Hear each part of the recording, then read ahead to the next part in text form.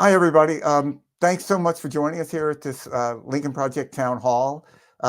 It's an extraordinary moment here in American history. While the Trump rally is going on now with the echoes of a 1939 Nazi rally that was in Madison Square Garden.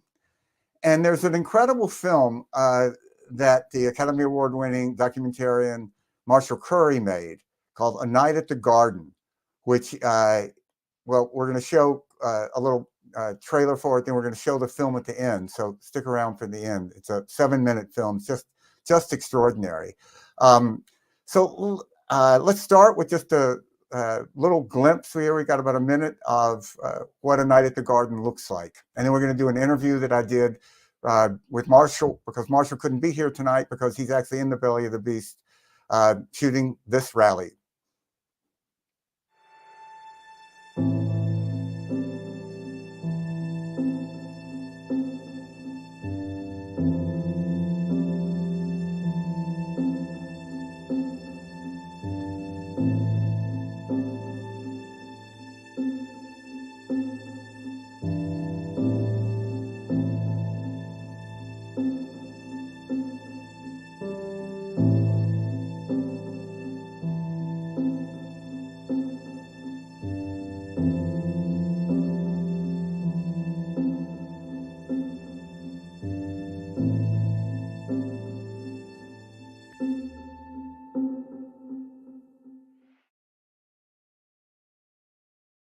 Hi, everybody. Thanks for joining. I'm Stuart Stevens, and it's a real treat here to have, I think, one of the great documentarians working in America today, Marshall Curry.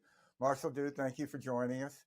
Thank you so much. You should discover Marshall's work, Academy Award winner. He just shot 2 beautiful films for a super PAC called Democracy 2025, profiling 2 women, one from North Carolina, one from Georgia, and what this sort of stakes of this current election are about. And they're unbelievably powerful. So get that at Democracy 2025. The reason we're pre-recording this, everybody, is because Marshall's going to go to the rally at Madison Square Garden. And we don't know what's going to happen yet, though we have seen the list of people who are going to speak, which is just an extraordinary freak show. It's unbelievable. Marshall made this incredible film, A Night at the Garden, about the 1938 Nazi rally. And Marshall, let's just start by asking, how is it that you came to do this? How did this get on your radar screen? I'm embarrassed to say that I'd never heard of this rally before. Me either, until I saw your film. Yeah. Yeah, it's kind of extraordinary that this chapter of American history could be so forgotten. But I was at dinner with a friend of mine who's a screenwriter, and he told me about the rally. He was writing a screenplay that takes place in New York in 1939, and so he said, "Did you know that there was this rally?" And I didn't believe him, to be honest. So I went home that night and looked it up. And sure enough, he was right. And I started looking around, and I saw that there were some historical documentaries that had little clips of footage from the rally. And I thought, well, if they brought a camera in to film something, there's probably a lot more footage than just these little clips. And so I got a archival researcher who I knew and worked with, and asked him to start looking around. And he looked in the National Archives, and he looked in UCLA's archive and Grinberg archive, and started to find these pieces, some of which, like some of the footage at the National Archive had never even been digitized high resolution before. Wow. It was, film. So we started, we got some money together and started looking at the footage. And once I saw it, my jaw just sort of dropped. I mean, it was such a sort of weird, surreal, chilling experience to see 20,000 New Yorkers doing the, stiff-armed salute and cheering and applauding for, an ideology that would kill millions of people in just, the next couple of years. And this was 1938, so 39, yeah, February 39 was it? Okay, yeah. So Kristallnacht had happened. Concentration camps were being built. It was not.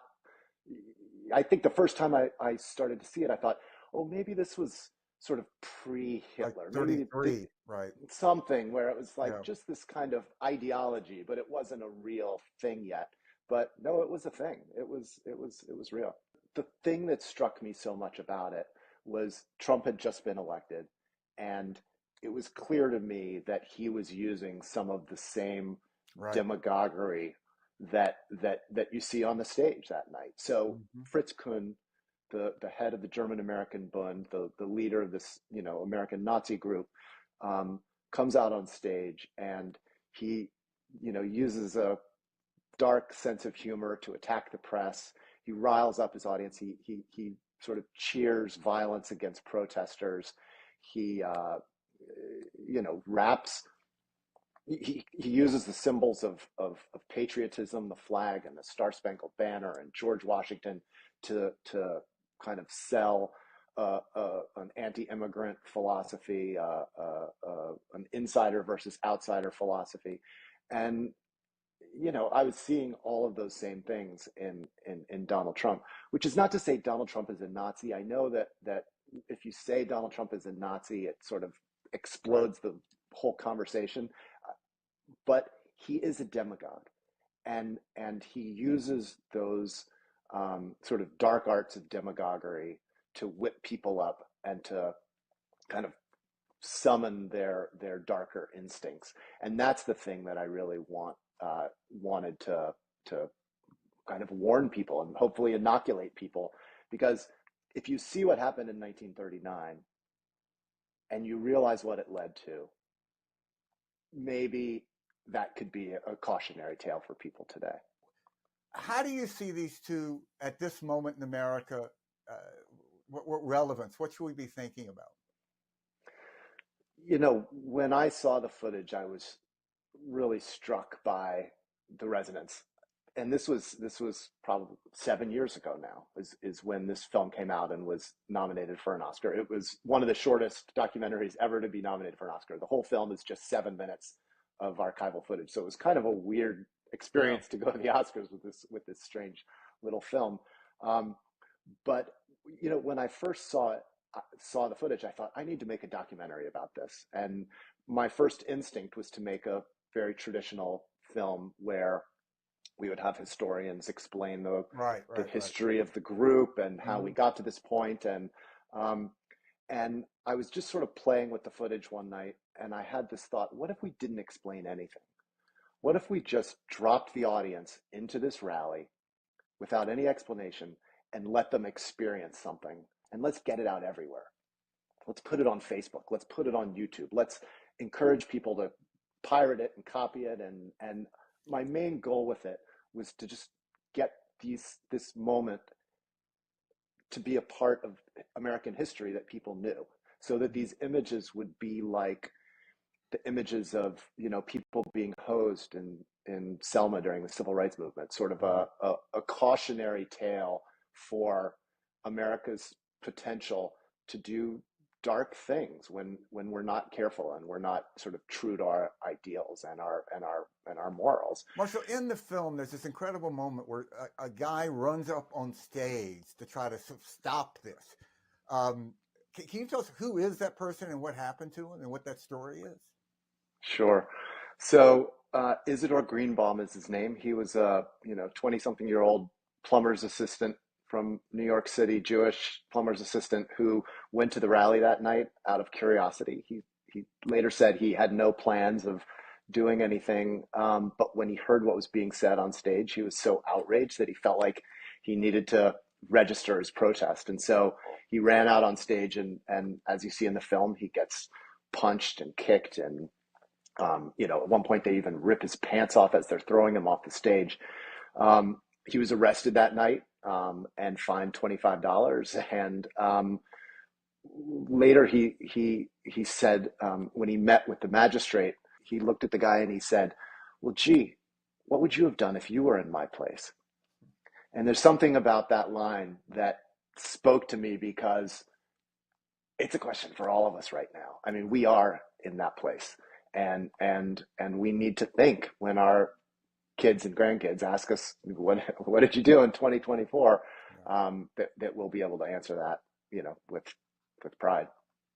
Yeah, that's a theme that we talk about a lot in the Lincoln Project, that this really isn't about Donald Trump. We know who Donald Trump is. It's about who we are, each of us and collectively as a country.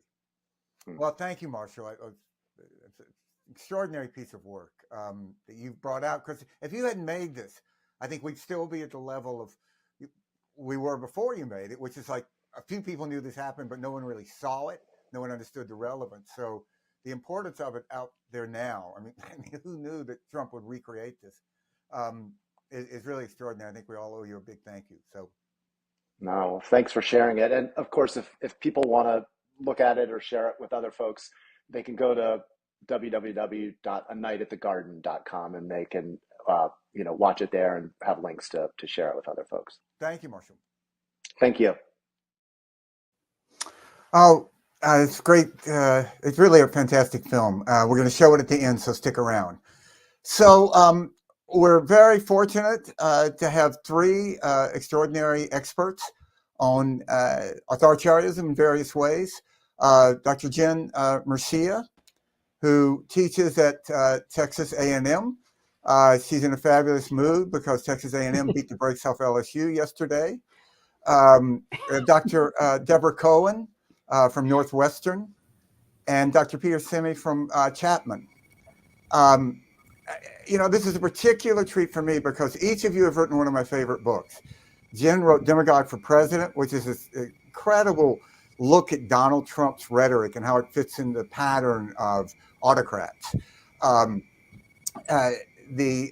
Deborah wrote this book, Last Call at the Hotel Imperial, which is this fascinating and wildly entertaining profile of these four journalists starting in the 1920s and how they chronicled the rise of fascism in Europe.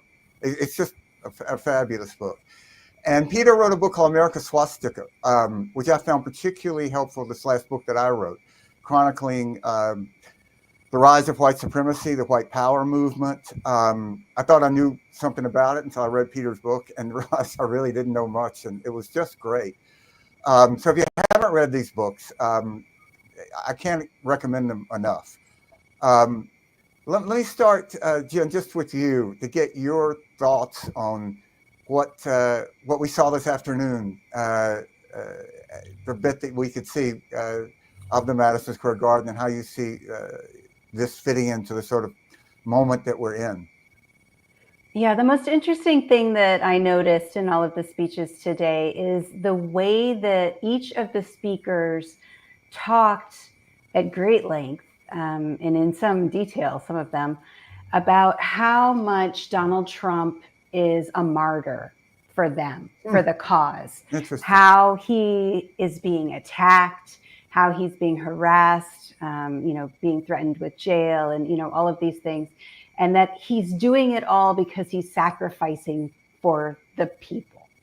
And that relationship between, the sacrifice of the leader and then therefore what the public owes to the leader is essentially the recipe for creating a personality cult. That's how Mussolini did it. That's how Hitler did it. It's a very, very familiar way of talking about fascist leaders. And so to see Donald Trump be deified, turned into a god, right before your eyes, right? Someone who we owe our loyalty to because he is sacrificing for us. And, as the meme that he shares and built his campaign around, right? He's the only one standing in the way. They're really out to get you, is what he says repeatedly.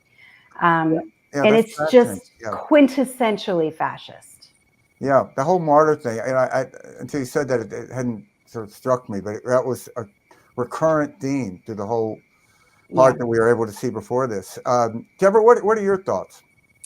So let me just say a little bit actually about the rally, the 1939 rally, as a historian, because I think it's interesting for placing it in terms of what's going on right now. The 1939 rally was put on by the German American Bund. They were Nazi sympathizers. What they wanted to do was to create a Nazi party in America. They knew it couldn't be just sort of straight out of Nazi Germany. It had to have these American elements as well. Right. Hence, they have a picture of George Washington on the stage. Now, which is mind-boggling, yes. Right, and it's held for George Washington's birthday, actually. But what's really important about that rally is that is an attempt to recover from what has been a huge defeat for their movement. And their movement is probably around 20,000 members with another 100,000 sympathizers. So the reason why we don't know about it is because it was actually pretty small. Mm-hmm. So if you compare it to the situation we're in right now, it's not that rally that is so scary as obviously what's happening right now. So the Bund puts on this big rally because the German government has essentially forbidden German citizens from joining this organization because they're so worried that it's led by a group of reckless idiots, and they don't want to endanger Germany's relationship to America. So they put on this rally. It's like the high point of their success and the beginning of their decline. And there's a lot to say about the journalist Dorothy Thompson as well, if we want to come back to that, who interrupts the rally. Greenbaum interrupts the rally, but Dorothy Thompson also scores a great victory against. I love that story, actually. Yeah, I read that. Yeah. I just got to say at this point, my father was an FBI agent in New York City at that time and was at that rally as an FBI agent, just observing. And I'd heard this. I never really put it together until Marshall's film came out, and I was able to ask him about it. Here, tell us. I mean, this is sort of the way that you chronicle the rise of the white supremacy movement. As someone who worked in the Republican Party, it's very painful for me to see how much of this is about race. And I can make a case that this entire moment in our politics is about race. Trump's coalition is 85% white in a country that's 59% white and less since we started talking. But what are your thoughts on it? Yeah, I would totally agree with what you just said. And it's about the fears and the sense of threat about cultural and demographic change that's happening as we speak. And one of the things I was thinking a lot about as far as the rally itself today is the way in which far-right extremists, including Donald Trump, have a real knack for establishing plausible deniability. So in a way, this whole thing is a big trolling expedition of sorts. And we saw it throughout the speeches as well. And they're able to say, look, for instance, they have the comedian come out and tell this awful quote unquote joke about Puerto Rico being a floating island of trash, I believe. But then they can turn around and say, well, yeah, I mean, don't you have a sense of humor? It was just a joke. The guy's a comedian. And, they can say, well, you guys are reading into this business about the 39 rally, despite the clear parallels. Right. Despite the America First and the patriotic, the language and the jargon is nearly identical in some respects, at least. But they still have this built-in plausible deniability that allows them to kind of turn things in a way. And again, that's been true since 2015, since Trump came down the escalator and said what he said about Mexicans being rapists and then qualified it in certain ways. And he's done that, pretty skillfully and strategically throughout the last almost 10 years. Yeah, Jen, let me ask you, how much do you think the majority of those that are enthralled with Trumpism have any sense of how much it resonates as authoritarianism? Do you think they're aware of this, or is it just some sort of signal that they're hearing, a classic kind of dog whistle, and they respond to it? What? Who's that for Jen, I'm sorry. Oh, sorry. My sense is that Donald Trump's authoritarian appeals appeal to right-wing authoritarian personalities, right? Mm-hmm. And so those are people who are very concerned with social status and hierarchy.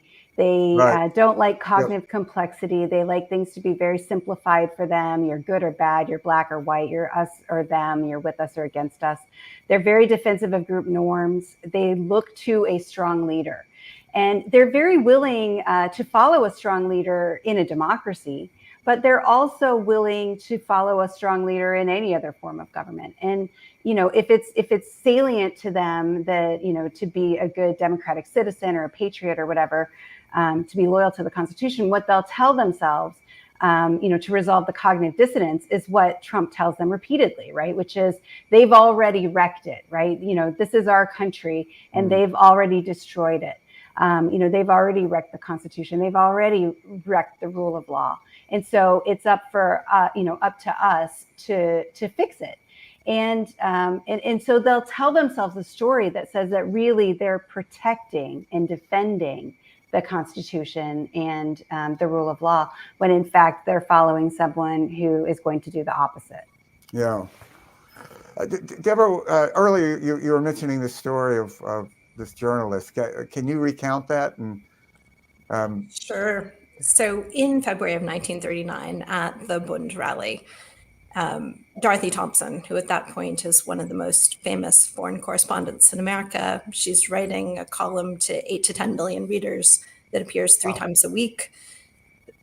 She's gotten her start in Europe, reporting on the rise of authoritarianism, and that's her subject.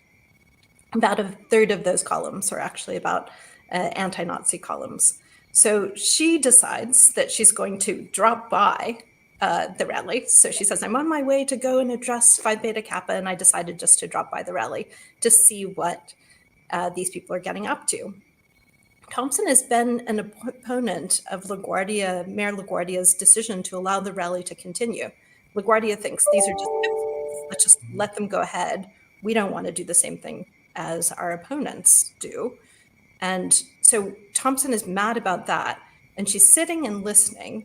And she makes a calculated decision that if they have free speech rights, so too does she. And she interrupts the leader of the Bund as he is talking. And she shouts out, bunk, bunk, bunk, bunk. This is just what the Nazis say. And, she's saying it. There are stormtroopers, in gray uniforms around her. She's hustled out by the police.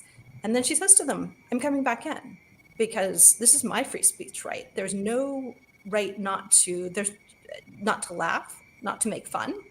If they can talk like this, I can talk like this. And she comes back in. And what Dorothy Thompson knows is that she is going to appear on the front pages of every American newspaper next to the reporting on the Bund. And so Greenbaum actually doesn't get as much press as he deserves for his incredible courage. Dorothy Thompson, also extraordinarily courageous, gets a lot. I mean, she's really side by side. And she makes them look ridiculous. She makes them look stupid. And that really, I think, is one of their greatest fears and greatest weaknesses. In the Lincoln Project, and really Rick Wilson gets all the credit for this, we are constantly taunting Donald Trump. And the great fun thing about it is he's the dog that chases every car. I mean, we make these ads called Audience of One that are like internal monologues inside Trump's head. And we place them where we know Trump will see them, which means we buy a lot of Golf Channel and when he's in Mar-a-Lago or up in Bedminster. And, about half the time he can't resist. He'll midnight, he'll be on Truth Social, these bastards at the Lincoln Project, what are they doing? He'll deny anything. You accuse him of anything, he'll repeat the charge. It's just extraordinary. So how do you see this as sort of the next level, if you do, of this kind of racial politics or the white supremacy? Is this sort of a mainstreaming of it, do you think? Yeah, absolutely. And we've seen this over the last decade, this mainstreaming of white supremacy and, a number of different forces driving this. Of course, social media is playing a very large role in terms of helping mainstream white supremacy. Donald Trump has played an extraordinarily large role in helping mainstream it. Some of the ways in which people are responding to different developments, again, going back to the demographic and cultural changes that we've been experiencing, and the ways in which it gets framed by various media sources, both in terms of digital spaces, but also spaces like Fox News, for instance. And again, really focusing on the sense of threat, and the sense of fear and anxiety, and trying to really kind of associate any kind of change in this manner with all of this sense of you're losing your country, it's being taken away from you. And of course, we get the great replacement theory that's been mainstream. We heard a little bit of it from Tucker Carlson today. Right. His Yep. speech, he mentioned replacement, which he's, essentially signaling to the idea of replacement theory. Of course, he spent a good part of the last part of his career on Fox News promoting it every night to Yeah. 50 million viewers. So when you have these kind of megaphones that are really helping promote these ideas, the end product is normalization and mainstreaming. Yeah. So, Deborah, how do you see the effectiveness of how the vice president, I mean, she has, to me, a nice way of sort of making fun of Trump but still taking it seriously. What she has that line, he's an unserious person, but that doesn't mean that he's not a serious threat. No, Yeah. exactly. I think it's enormously difficult. And this is something that people struggle with as they first confront the rise of dictators in the 1930s, or 1920s and 1930s. They are funny and they're incredibly dangerous. And so how do you manage to convey both things? Right. I think if Dorothy Thompson were with us, she would actually think that the Harris strategy was pretty effective. And she would especially like the reframing on freedom, actually, from the protection of democracy to freedom, I think has been really crucial.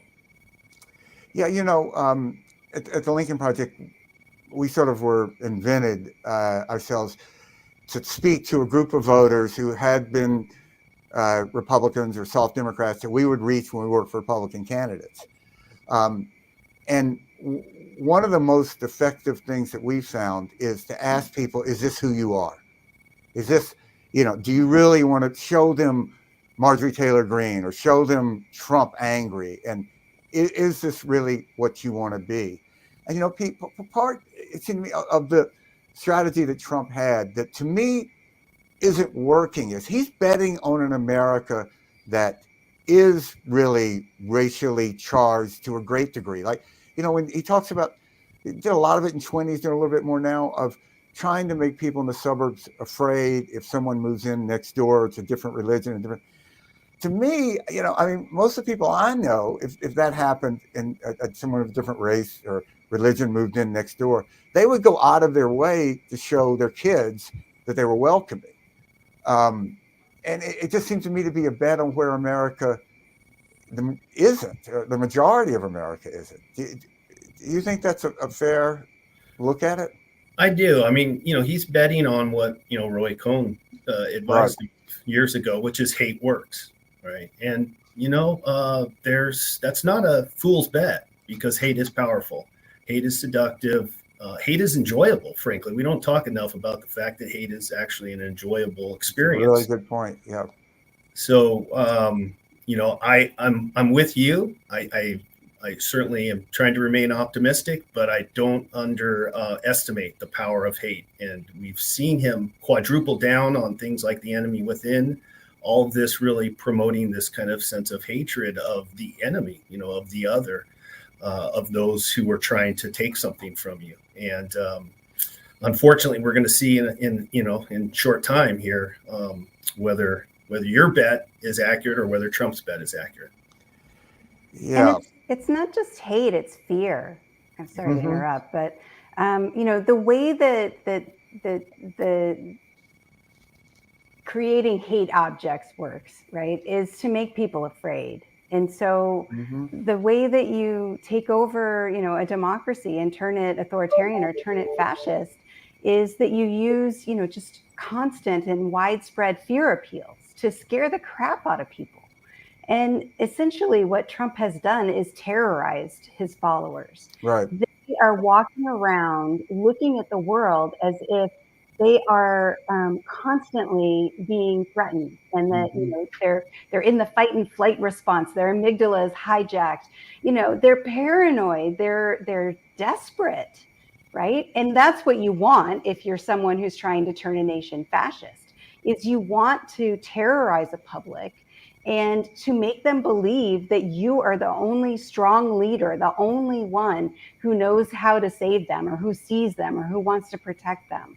And so as you hear Trump's messages, they are about creating hate objects, but it's really terrorizing his followers so that they will submit to him, which is what he wants. Yeah, again, as somebody who works in the Republican Party, that's so heartbreaking and dispiriting to see how the party has become a party of fear and fearfulness. You know, it's not a confident party; it's an afraid party. Let me ask you something that I think about a lot, and you actually know a lot about this. Why is it there was a huge fascist movement in America in the 30s, or late 20s, I guess in the 30s? Why is it America didn't become fascist? Is it that FDR was president and leaders matter, or how do you see this? So, well, people like Dorothy Thompson, thought it can happen here, and that's part of her job is to warn Americans. I don't think that, yes, there was a serious racial supremacy movement. Yes, there was a serious right-wing movement, but I think that ultimately the actual active danger was relatively minimal. And again, that's why a lot of this has entered the history book and isn't part of our living memory. And instead, you can credit everything from the way that the New Deal responds to unemployment to the sense of social bonds between Americans. Mm-hmm.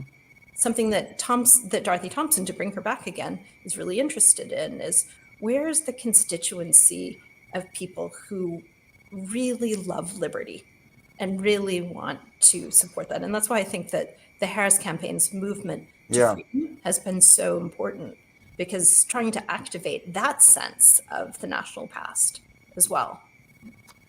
Yeah, in the Lincoln Project, like when we talk about reproductive rights, we do it kind of not from the same place as like Planned Parenthood. We do it more from a sense of you've lost to liberty, you've lost to freedom, that something's being taken away.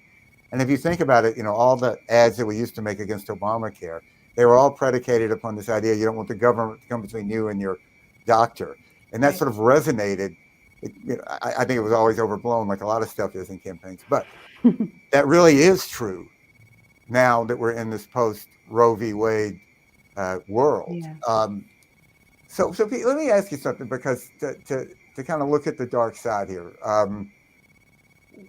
If Trump wins, if this is a fair question, what do you think the impact of that is? A really difficult question, but is going to be? What is this going to say about where we are and who we are? Well, you asked a dark question, so I'll give you a dark answer. Good. It'll be extraordinary, and you try and be analytic about these issues, and it's tough. Today, watching the rally and what we've seen over the last almost decade happen, and it's tough. And I think about a Trump victory as essentially we lose our democracy. I don't think that's hyperbole. I don't think that's beyond the realm. I certainly think there are certainly systems in place that could prevent that. And should he win, obviously there's going to be a lot of need for a lot of different efforts to start working overtime, both governmental and non-governmental. But testing these systems, in this manner, especially given what happened during his first term and the things that are now in place to really heighten the efforts in terms of a second term, a learning curve that's been addressed, more experienced folks that are ready to maneuver, Project 2025 in place. I mean, all of these things, a Supreme Court who said, you've got immunity, a person who clearly has a desire to go after their opponents and seek revenge, and is talking about bloody mass deportation. I mean, if you ask what happens if he wins, it's right here in what he's been telling us the last year, bloody mass deportation. Do I need to say more? So I have a very, very substantial, not much optimism should he win. Yeah. Jen, when I wrote this last book, I made myself watch video of Trump's announcement not far from where you are in Waco on the anniversary of the Branch Davidian. And I would say to everybody, I mean, I had seen clips of it and read about it, but until you see the whole goddamn thing, it is just unbelievable.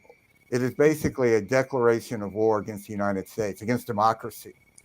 And I think, you know, I wanted to ask if going down this road, if Trump wins, do you think that there's going to be this sort of self-censorship that we see maybe with the Post and the way it's going to sort of change the way we talk about it? And Yeah. what will, yeah. Yeah, I mean, absolutely. So, I mean, I already live in a fascist state. I live in Texas, and our government is incredibly restrictive with professors. They threaten us. My department has had problems where we tried to hire someone and they didn't like the way they looked or their political identification, and they sabotaged it. You know, faculty members here are put on leave if they say something that is disparaging of the government, of the state leadership and their policies. So, you know, people at the new school in Florida, they also know, you know, what I'm talking about, to have a state government that's already sort of gone fascist. And so, yeah, I mean, this is what happens, is that people do give up in advance, as Tim Snyder says. They don't plan for what the reality will be, and they don't think that they should test the system. And so what they do is they try to anticipate what the fascist leader will want, and they do that thing to try to comply in advance. And so, you know, you were talking about Dorothy Thompson. I'm such a huge fan of hers, and I've done quite a bit of reading and research, and of course read your book. And so I know a little bit about what she was doing before, as Hitler was rising to power. She was traveling through Germany, and she was trying to see, you know, sort of how things had changed in Germany since Hitler had taken power. And she ended up getting thrown out. She was the first foreign journalist to be accused and convicted without a trial of damaging, you know, the reputation of Germany and of the new laws that they had passed. But what she had seen just before she got thrown out is she saw a public that was terrified. She saw a sham election, you know, as he was being elected for president after Hindenburg died. She saw, you know, the Hitler youth at camps with banners that hung from the floor to the ceiling that said, "You were born to die for Germany." Right? She saw people who used to be so open and friendly, but who were terrified of the people in Germany and the people outside of Germany. They had been told repeatedly that everyone was out to get them. They couldn't trust anyone but Hitler. You know, and so the things that she saw there are very familiar if you look around here and you look with your eyes open.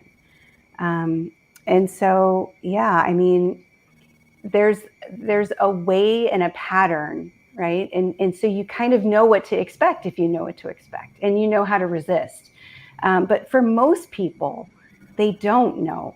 They don't know that, you know, someone like Trump is trying to scare the crap out of them so that they will comply.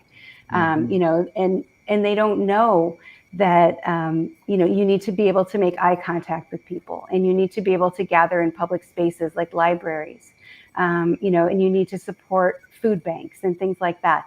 That when someone is turned into a hate object by a fascist leader, you don't pile on, you don't laugh, you try to save them, right? You affirm their human dignity and you treat them as people, right? And so it's all about solidarity, about seeing that what affects one of us is going to affect all of us, and that the only way forward is together. And so these are the things that I've been sort of practicing and trying to teach people and writing about and thinking about for years now. And this is that moment. Yeah, Deborah, let me ask you, you know, if we're 30 years away from this or 40 years away from this, and someone wants to look at the journalist in America like the way that you looked at those journalists. Do you think that they're there? Do you think that there are journalists now that are speaking out? And so the whole industry is such in a crisis for so many reasons. Yeah. But No, I think it's just very different. I mean, they're, as you say, they're in an industry that's in a crisis. The foreign correspondent is, nearly a vanished creature. They do incredibly important work where they still exist. I mean, I think from the historical point, one of the things that's really fascinating is thinking about what do we do after the election is decided. right. You think about how, and this is going back to Jen, the point that you were making, how are the bonds of society rebuilt? So after the Second World War, obviously it takes complete destruction. That's not an answer that anyone can look forward to. So, and it's genuinely, I think, we can all imagine the scenario Harris wins, Trumpism is defeated, or is, the strategy isn't going to work. It will need a new figurehead. But what about, what about the 80 million people who may well cast their ballots for him? Yeah. And I'm actually just curious from, thinking, I don't have a really good example of how you get back to some kind of social peace without complete devastation. Well, to me, we've always had hate movements in America, right? I mean, from Father Coughlin to the Klan to Confederacy. But the difference now, I mean, I think is we haven't had a mainstream American major political party adopt it as its core. And, the Republican Party went through a period where they expelled the Birchers, and now it's kind of gone the other way. And that, to me, is what is so dangerous about this, because history tells us that it's very difficult to unwind that, particularly in a peaceful way. So let me ask you, say Harris wins, let's go back to the hopeful scenario, but there are these 80 million out there, and inevitably, I think a large percentage of them are going to think that the election was stolen again, almost inevitably, and maybe they'll have a necessity to feel that, because, one of the key elements of democracy is somebody has to be willing to lose, and they aren't willing to lose. But what do you think happens to that movement in the wake of a Trump defeat? Well, let me just first say it's not a rosy scenario either direction, but certainly a Harris victory is certainly much more promising, but it's not rosy by any stretch of the imagination. And I think there'll be violence, certainly, in either outcome. It's a matter of scale and whether there'll be state-supported violence with a Trump victory, obviously. But I do expect if Harris were to be successful, that there will be a substantial number, as you said, who will deny the election results. Right. It's already baked into the cake. I mean, the groundwork's already been laid and so forth. And we certainly heard plenty of that today at the rally, actually. Hulk Hogan, in part, talked about that. So, we're going to have a substantial number of folks, I think. I wouldn't necessarily expect another January 6th per se, but what I fear actually would be multiple January 6s. Right. Somewhat smaller scale, but across the country. Could be state capitals or other locations in various cities. And that could actually even be more of a threat than January 6th in some respects. And it could be harder for law enforcement and intelligence agencies to actually deal with a more diffuse situation rather than the single concentrated one we saw with DC. But long term, it's really hard to kind of assess where it goes after, if Trump were to be unsuccessful with this one.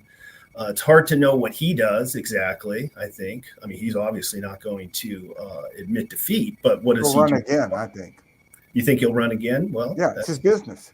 Yeah, and so it's never ending until he's not able to.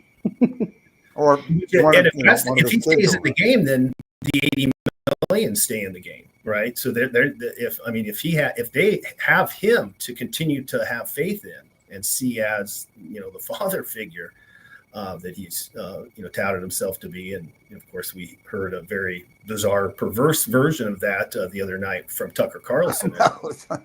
Very, very bizarre, but it fits into this pathology that we're talking about, and with Trump as this father figure of sorts.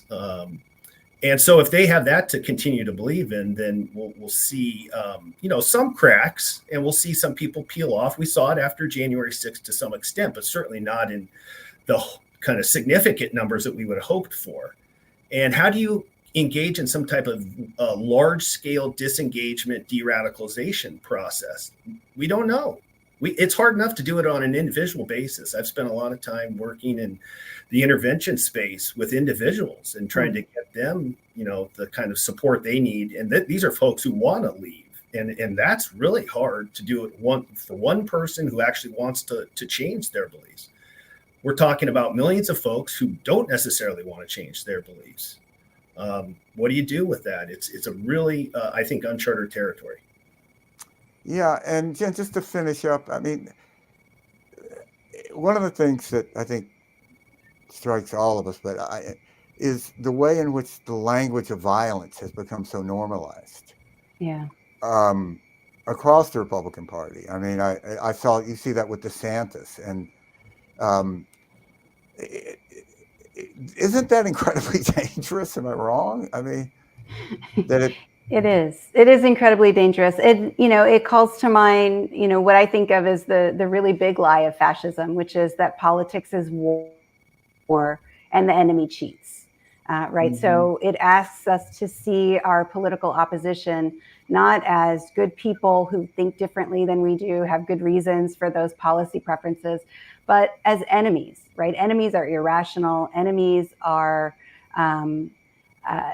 so deranged and disordered that they will, of course, be a threat to you, right? And so it treats politics not as something that is about problem solving and compromise, right? But is instead about winner take all, it's us versus them, everything is on the line. And, that's great for getting, cable news clicks or whatever, getting attention online. And getting on Fox. But it's terrible for democracy. It's absolutely eroding democratic stability. It's guaranteed to do that. And, it's essentially the philosophy of the Nazi Party, right? The Nazi philosopher Schultz, I believe, is the one who came up with that kind of idea. And it's been going on for way too long, right? And so just to think about, political reconciliation and to think about cult deprogramming, which are two things that I think are useful to think about when we're trying to think about like how to move forward and heal this nation past this election. Cult deprogramming requires that you call people in, right? And that you listen to them and let them sort of deprogram themselves by giving them bits of information, in a sort of slow way to allow them to rethink what they think reality is. And just to listen and be welcoming, right? Whereas political reconciliation, like what happened after Rwanda, after genocide, those kind of truth and reconciliation commissions, those are about confession, right? They're about telling the stories, about, taking ownership of what was done and why it was done. And so I think that to move forward, we have to heal our public sphere, essentially. And the unfortunate thing, of course, is that there are a lot of people who benefit from our public sphere being broken. Right? There are a lot of media organizations an entire media ecosystem, in fact, that has grown up around this one particular thing. Politics is war and the enemy cheats. And so it's a really difficult problem to solve because half of the media ecosystem isn't invested in wanting to solve it. Yeah. Well, we could keep talking about this all night, but so we wanted to show the film. We don't want to keep people too long. So, Deborah, how do people find you? You actually are on Twitter, I think, right? Yeah, in a kind of lame way. but I'm a professor at Northwestern in the history department. But on Twitter, It's Deborah A. Cohen. Deborah A. Cohen. And Pete, I think you've avoided the hellscape of Twitter. Is that correct? I have. Yeah. I monitor it, but don't use it. God love you. I would just urge everybody again to go read America's Swastika. It's just an incredible book. And Jen, you still are out there fighting the info wars. Media hell, right? Yeah. I am on Twitter at least till after the election, and then I'll probably move over to Blue Sky. They're much nicer over there. But yeah, you can find me at Jen Murcia basically everywhere. Well, let me tell you, there's a new one that has been started called sez.us, sez.us. And I would encourage everybody to look at that as an alternative. So let me thank you all so much. Just really, really appreciate it. We have a sort of special report, I guess you would call it, from someone who is at the rally, Ken Harbaugh, who is part of this group that I'm actually on the board of called Veterans for Responsible Leadership that was founded by Dr. Dan Barkov, who very fascinating guy. Used to support this group, VRFWL. Dan is a Naval Academy grad, Navy SEAL, Battle of Fallujah, went to Harvard Med School, and is now a ER doctor in Vermont. And he had a Facebook group in 2016 that was basically former Navy SEALs who hated Donald Trump, which I think is just a really fascinating subculture. And out of that grew this Veterans for Responsible Leadership group that Ken Harbaugh is a central part of. So let's play this report from Ken, if we could, and then we'll play Marshall's film, A Night at the Garden. Thank you all so much for joining us. Thanks, Thank you, Stuart. Bye-bye. Direction at Madison Square Garden. Let's do this. I'm standing in front of Madison Square Garden. There is a massive crowd of Trump supporters waiting to get in. And there is a palpable air of menace to this crowd. It is not a celebratory occasion. It just doesn't feel like it in the air. Trump 2024, let's fucking go! There was a sea of signs behind us at one point that said, "Pardon Trump now."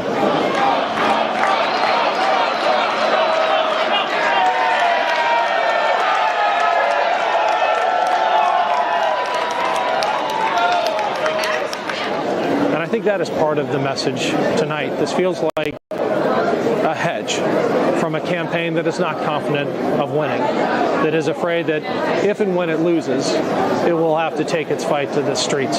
It's not an accident that the last major rally of the Trump campaign is happening here at Madison Square Garden. Just Google Madison Square Garden 1939 and you'll appreciate the danger of that message. The groups that he is really talking to tonight, the Proud Boys, the Oath Keepers, they hear at a frequency most Americans don't. Frankly, most people in this crowd, I hope, don't. But they hear that message loud and clear. They will stand back and they will stand by and they will do Trump's bidding if and when they have to. One of the things that gives me some reassurance in moments like this, on days like this, is the fact that Americans are standing up to it. I'm at the designated protest area just outside Madison Square Garden with a group of veterans who are not taking this lying down. This protest is being organized by Veterans for Responsible Leadership and Common Defense, and these are people who understand what happened here in 1939, and they appreciate the gravity of having a commander-in-chief potentially with autocratic tendencies. The speaker behind me just talked about John Kelly going on the record saying that Donald Trump wished his generals were like Hitler's. That's what's at stake. And make no mistake, the choice of this venue on the final days of Trump's campaign is an intentional signal to the most extreme elements of his base to stand back and stand by should he need them in the event he loses. Out of character for me to speak at a Nazi rally. I was just in Israel, but I took the gig.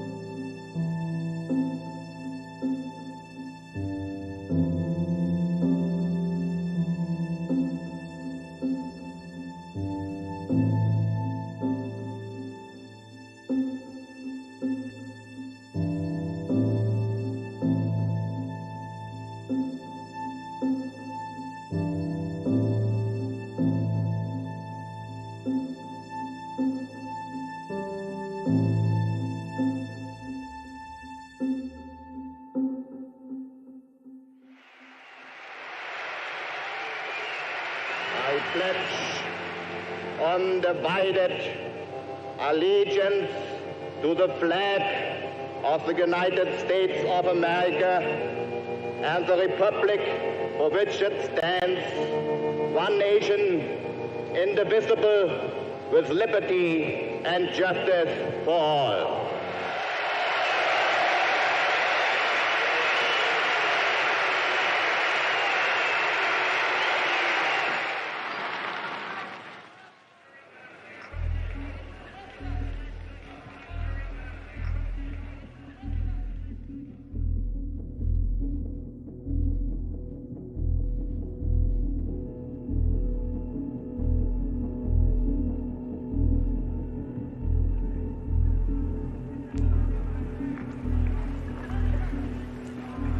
Ladies and gentlemen, fellow Americans, American patriots,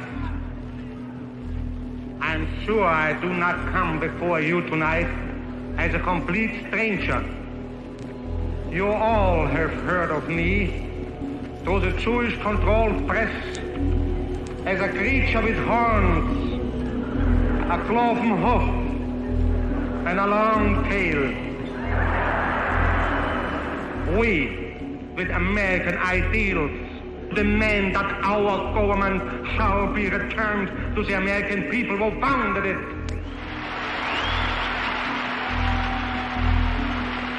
If you ask what we are actively fighting for under our charter, first, a social, just, white, Gentile, ruled United States.